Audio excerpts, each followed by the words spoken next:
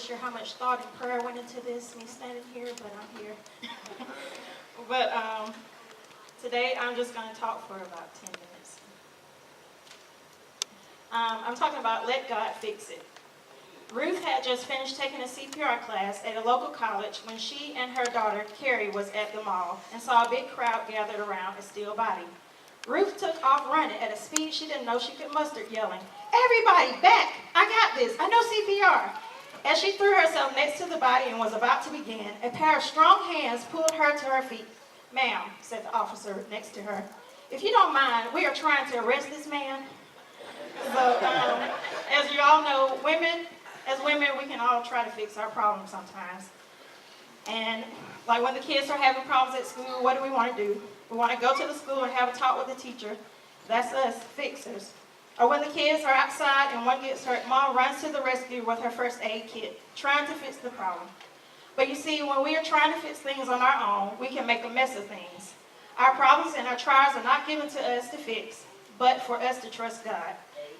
I'm reminded of two women in the Bible who tried to fix the situation instead of allowing God to handle it.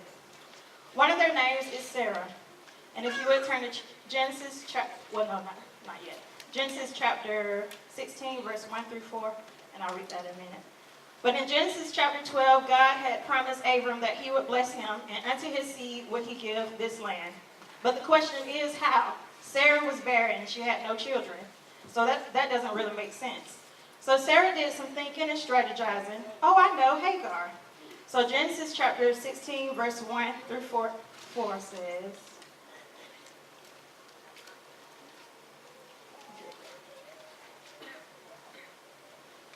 "Now Sarah, Abram's wife, bare him no children, and she had a handmaid, an Egyptian whose name was Hagar. And Sarah said unto Abram, Behold, now the Lord hath restrained me from bearing. I pray thee, go in unto my maid, it may be that I may obtain children by her. And Abram hearkened to the voice of Sarah.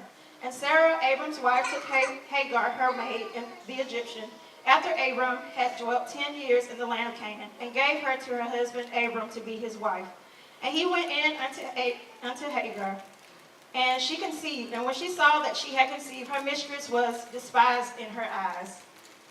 So Sarah tried to fix the problem, and when it was all said and done, she despised Hagar, but God was still faithful.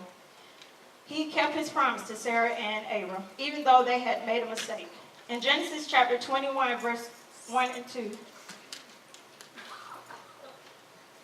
it says, "And the Lord visited Sarah as he had said, and the Lord did unto Sarah as he had spoken.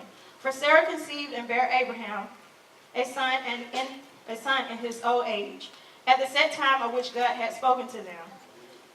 So, and the other woman that I'm going to talk briefly about is Rebekah. Rebekah had twin boys, Jacob and Esau. The Bible says Isaac loved Esau, but Rebekah loved Jacob. She loved him so much that she was willing to deceive her own husband and son out of the birthright that was promised to Esau. Isaac, their father, had reached an old age and couldn't see, so he called for Esau, the oldest, to go hunt for venison. And Genesis chapter 27, verse 3 through 8, if you would turn there, please. It says, "Now therefore take, I pray thee, thy weapon, thy quiver, and thy bow, and go out to the field and take me some venison, and make me savory meat, such as I love, and bring it to me that I may eat, that my soul may bless thee before I die." And Rebekah heard when Isaac spake to Esau his son, and Esau went to the field to hunt for venison and to bring it. And Rebekah spake unto Jacob her son, saying, Behold, I heard thy father speak unto Esau thy brother, saying, Bring me venison, and make me savory meat, that I may eat, and bless thee before the Lord before my death. Now therefore, my son, obey my voice according to that which I command thee. So there she was again, trying to fix a problem when she should just let it alone and let God handle it. So she told him to bring the food to her, and she cooked it. In verse 11 through 13, so she took the goat skin and put it on his hands and neck, so that if their father Isaac felt him, he would believe it was Esau. Jacob went in to his father, and he blessed him instead of Esau. This birthed bitterness and hatred in Esau. And in Genesis 27 and 41, It says, and Esau hated Jacob because of the blessing wherewith his father blessed him. And Esau said in his heart, the days of mourning for my father are at hand. Then will I slay my brother Jacob. So he hated him so much that he wanted to kill him for what he had done.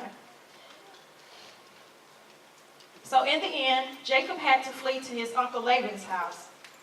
So when God gives us a promise or a dream, and it seems as though it's not going to ever happen, let's not give up on God and try to figure things out on our own. It can be hard sometimes because we're human. But keep the faith. God has never failed us, and his word doesn't lie. So leave all your problems and situations in the hand of God, who can fix all things. And my last scripture is Psalms 9 and 10. It says, the Lord also will be a refuge for the oppressed, a refuge in times of trouble. And they that know thy name will put their trust in thee. For thou, Lord, hast not forsaken them that seek thee. And add one more, I think. Okay, and the last one is Proverbs 3, verse 5 and 6. Trust in the Lord with all thine heart, and lean not unto thine own understanding. In all thy ways acknowledge him, and he shall direct thy paths. So, in the end, my last verse is to allow God to fix it and not try to fix your own.